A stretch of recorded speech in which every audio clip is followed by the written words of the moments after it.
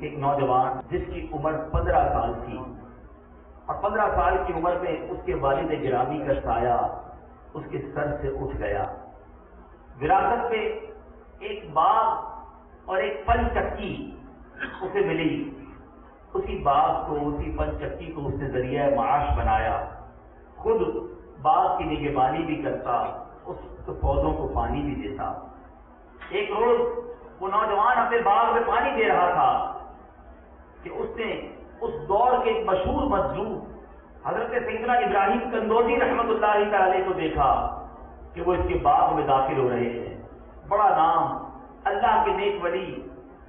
جو ہی اس نوجوان کی نظر اس اللہ کے نیک بندے پر پڑی، بزرگ پر پڑی، اپنا سارا کام کاج چھوڑا، بڑے ادب کے ساتھ، بڑے احترام کے ساتھ بزرگ کے پاس آ گئے، درخت کے سائے میں انہیں بٹھایا، تازہ انگوروں کا ایک خوشہ نکالا، بزرگ کو بڑی محبت سے پیش کیا اور دو زانو ہو کر بزرگوں کے پاس بیٹھ گئے۔ اللہ کے نیک بندے نے جب اس نوجوان کا یہ ادب، یہ احترام، بزرگوں کی یہ تعظیم دیکھی تو اب اس بزرگ نے اپنے جھولی میں سے ایک کھلی کا ٹکڑا نکالا، اسے چبایا اور اس نوجوان سے کہا کہ کھا لو۔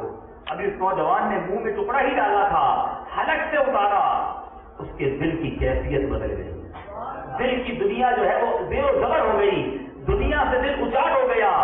اپنا باغ، پن چکی، سارا ساز و سامان اس نوجوان نے بیچا، اللہ کی راہ میں خرچ کر دیا، فقراء اور مساکین میں تقسیم کیا اور حصول علم کے لیے راہ خدا کے وہ مسافر بن گئے۔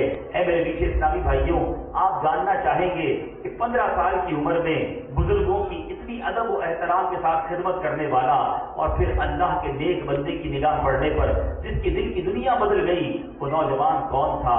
کوئی اور نہیں، وہ خواجہ خواجگان، خواجہ معین الدین چشتی اجمیری رحمت اللہ تعالی کی ذات بالا سوار ہے۔